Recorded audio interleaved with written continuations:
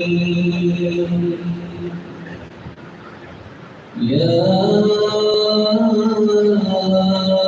أيها الذين آمنوا اتقوا الله حق تقاته ولا تموتن إلا وأنتم مسلمون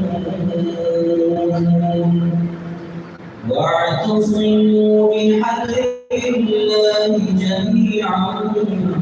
ولا تفرقوا واذكروا نعمة الله عليكم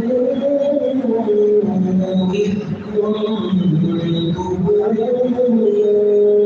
كنتم أعداء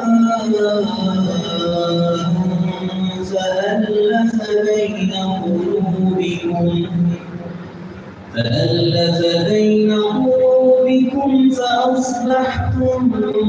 بنعمته إخوانا وكنتم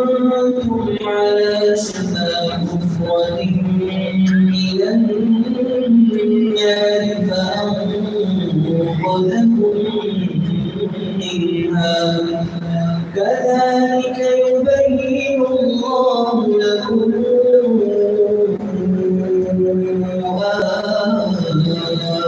آياته لعلكم تهتدون ولتكن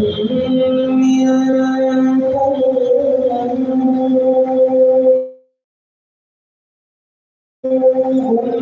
أمة يدعون إلى الخير ويأمرون بالمعروف وينهون عن المنكر وأولئك